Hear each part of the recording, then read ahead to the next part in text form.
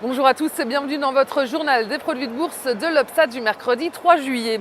Séance baissière à Paris, le CAC 40 lâche 0,66% à 3742 points. Et c'est la prudence qui l'emporte sur le marché parisien en attendant toute une série de statistiques, notamment sur l'emploi et le chômage américain. Et l'autre événement d'importance pour le marché parisien, c'est la réunion de la Banque centrale européenne ce jeudi. Et les inquiétudes persistent sur certains pays plus fragiles de la zone euro, avec toujours la Grèce en premier plan. Et sur le front des valeurs, sur la côte parisienne, les bancaires sont en forte baisse. Société Générale perd 1,18%, Crédit Agricole lâche 1,12%.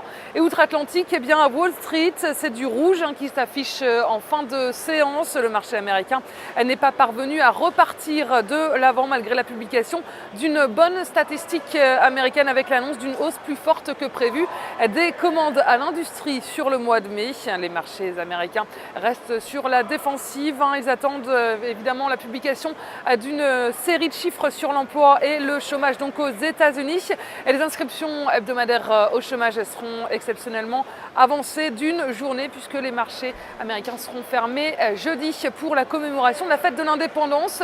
Et donc ces statistiques sur le chômage américain, c'est un événement très attendu des investisseurs puisque si le chômage poursuit son recul, cela pourrait amener la Fed à réduire d'ici la fin de l'année sa politique monétaire ultra accommodante. Et Wall Street n'ouvrira par ailleurs aujourd'hui que pour une demi-journée. Et en attendant cette série de statistiques majeures, c'est la prudence qui l'emporte. Les marchés américains fonctionnent au ralenti. Et à noter du côté des valeurs sur la côte américaine, l'éditeur de jeux Zynga s'envole littéralement de 10,10% après l'annonce du recrutement de son nouveau patron. Ce nouveau patron est actuellement responsable de la console Xbox de Microsoft. Et du côté des valeurs technologiques, Intel perd 0,04%, Apple avance de 0,90%. Et sur le front des devises, l'euro est sous pression face au dollar. La monnaie unique est retombée sous les 1,30 $. Et puis les volumes sont en repli sur le marché des produits de bourse avec 14,9 millions d'euros échangés dans une séance de baisse. Et concernant la répartition par type de produit, les certificats sont à 86% des échanges, les warrants sont à 14%. Et du côté des transactions, les certificats représentent 75% des échanges et les warrants 25%. Et en ce qui concerne la répartition par sous-jacent, les indices sont en hausse avec 55% du marché, les actions sont en repli à 42%. Et la répartition des transactions sur les warrants nous indique que les indices représentent 46% du marché. Les actions sont à 51%, le taux de change est à 1% et les autres warrants sont à 2%.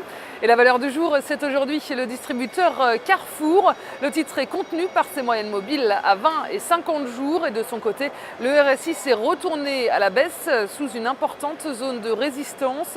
Et la formation d'une nouvelle jambe de repli est ainsi attendue sur le titre avec les 19,30 € comme première cible.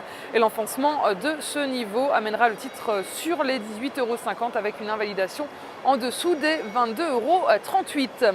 Et la stratégie qui vous est proposée pour jouer cette valeur, c'est l'achat du warrant de put Carrefour à 4666 T d'Unicredit au prix d'exercice de 20 € et d'échéance au 6 décembre 2013. Voilà, c'est tout pour aujourd'hui. Passez une excellente journée et on se retrouve demain.